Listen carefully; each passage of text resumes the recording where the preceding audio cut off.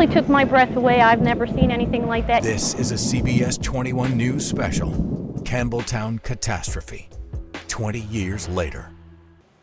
Good evening. We are live here at the Campbelltown Community Park. 20 years ago, this park was in the path of an F3 twister that destroyed parts of this community. And today, we're marking that anniversary. Thank you for joining us at 5:30. I'm Jasmine Brooks. And I'm meteorologist Tom Russell. You know, that tornado was on the ground for just 10 minutes, but it did a ton of destruction, a ton of damage. Yeah, and this is what it looked like. Campbelltown in the hours after the tornado, hitting the Country Squire Estates the hardest. And here's what things look like now from our very own Skyview 21. The scars have healed on the surface, but many still remember the tornado like it was yesterday. Yeah, in fact, Robin Stutzman invited me into her home to tell me about that day with her son and daughter.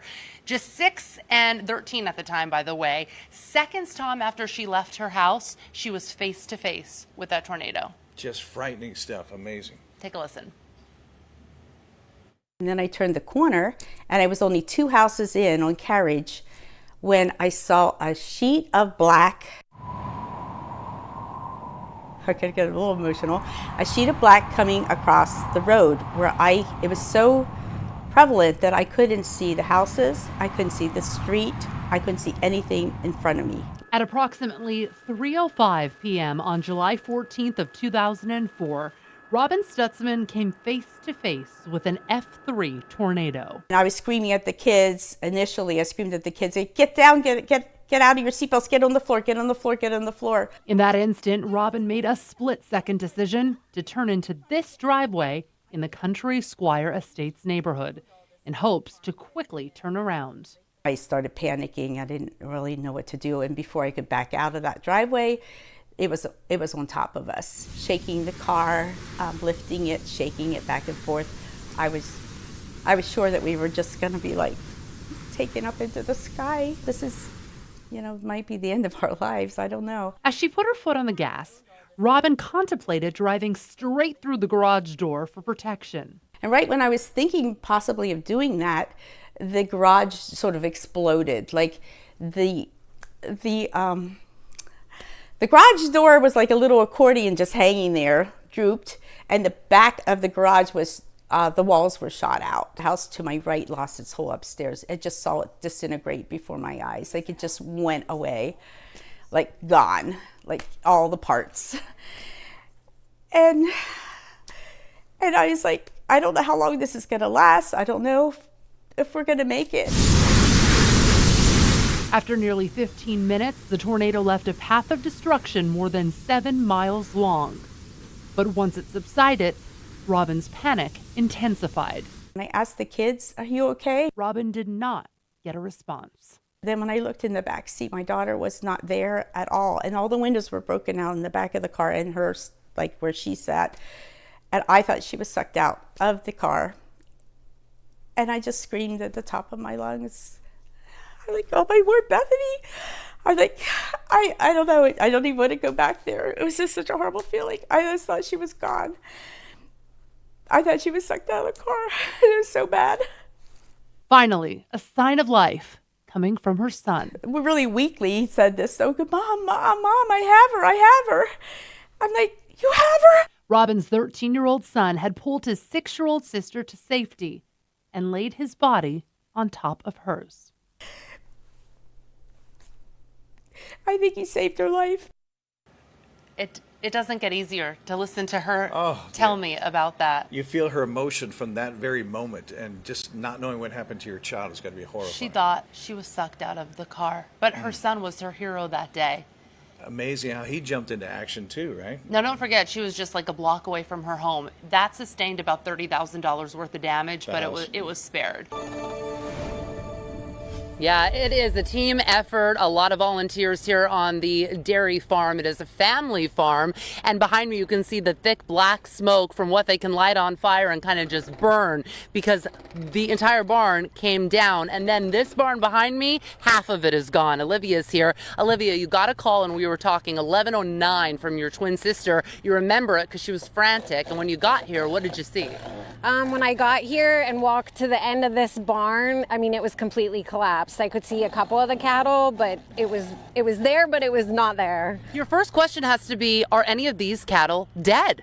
Yeah, it was kind of scary not knowing what we were going to find, how many were really injured, how many were alive, and how many, weren't alive. So thankfully none died, just a few minor scrapes on the back. And so you just said one thing that you can't get over is just the community response. We see roofers up there, none of them own the property, they're just showing up. Yeah, a lot of people came out and helped. We wouldn't have been able to clean this up without all of the people that came and helped. Olivia, thank you for talking with us. So I'll send it over to you, Tom, because we're all keeping an eye on that weather for tomorrow. One of the biggest takeaways was the energy in that room. It's been a while since I covered a rally, so to come in, to hear the loud music, the professional lights, it had a very much a concert theme and feel. Over here we have ladies from South Carolina selling t-shirts. This is the most popular, I'm with her. And you know what? Grand entrances were something that people were, making as they were decked out in Harris and Walls shirts, but also a grand entrance, as you mentioned, when it comes to his entrance. In that bus, the garage doors opened. This giant bus, Class A bus, comes on in. It pulls around into the front by the stage, and he says, wow, that was the biggest entrance I've ever made. Please go ahead, Jasmine. Yeah, so we're hearing that former President Trump ripped up his speech, right? And now he's focusing on a message of unity. What is the tone on the ground, and how do you think that message will work? The tone here is really unbelievable. The excitement level is something that I've never seen before. Charlie, you just said the words, you've never seen this before. You've been there quite a bit. Joel D did a great story. My question to you is, are you seeing more security? Does it feel different than past years when it comes to security? I'm Jasmine Brooks. It is 6 o'clock. Thanks for joining us. We saw Joel D in the 5:30 hour down at the Harrisburg Mile on Front Street, and the wind is going, the rain's coming down, and people are still running. But, this is from the past 24 hours. You've sent us a lot of pictures of the damage. We were really looking at this one hard in the newsroom yesterday in Newville. It was seriously like from a movie, right? With all the telephone poles down on the same road, like several of them, right? Here's another one, McSherrystown, a random trampoline in the middle of the street hanging from the power lines. 2 local missionaries are doing everything they can to bring their friend back home. But if the children that she's in the process of adopting aren't able to come along, there's no chance this mother is returning anytime soon. Haiti is amazing. Haiti, the culture, the people, the food, the beaches, the mountains, it's amazing. And it's free, kids ride in the back of trucks to the beach in the summer, and it's just a Caribbean island where, it's just beautiful. This is not the Haiti Leanne Bruce once knew. Haiti is where Leanne was a missionary with Global Partners in Peace and Development, a faith-based Christian organization. It's where she took care of children, opened up a cafe, and fell in love. Haiti was home for 5 years. Si yo continue nan route yo pa aller là, y a plongé Haïti dans chaos. It wasn't the armed gangs that have taken over the streets of the capital city or the food and water that is running dangerously low that brought her back home. It was motherhood. I gave birth on January 24th here in Pennsylvania. Motherhood, the same reason why Leanne's best friend is staying in the danger zone. There are over 100 kids that we know of that are in the adoption process with American families that can't leave. There's ways out, but their children can't leave. And no parent is going to leave their child in the middle of a war zone without them. It's not going to happen.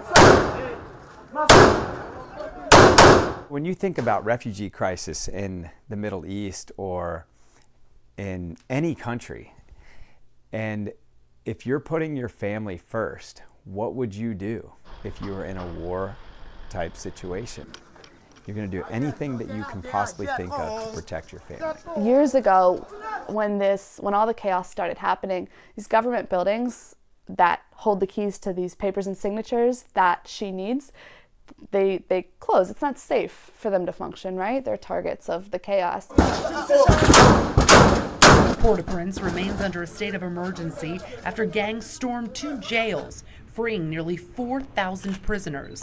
Inmates now free, while many civilians fear leaving their own homes. We used to take large teams down there, and there were hundreds probably thousands of Americans that were on the ground doing work, ministry, missions. It was beautiful to see it, whereas almost all have been forced or chosen to leave. Such an interesting story. The question now is what's going to happen next? Well, believe it or not, within the last 30 minutes, I received a lengthy email from the State Department, and I'm going to post the entire response under this story on CBS21.com. What would you do if your child sent you this text message while they were in school? Let's take it full. The message sent to a mom on Friday reading this: I want to go home. I'm scared. What's happening? Blank is saying he wants to shoot the school on Monday at 9:52. Saying it to who? Did you hear him? And then she goes to pick him up. Specifically, we're talking about the Mountain View Middle School in the Cumberland Valley School District. It all stemmed from an alleged threat made by a fellow 8th grader. So tonight we're asking parents what details of a school threat they think they need to know. I just want to know what the Steps Mountain View Middle School is doing to protect our children.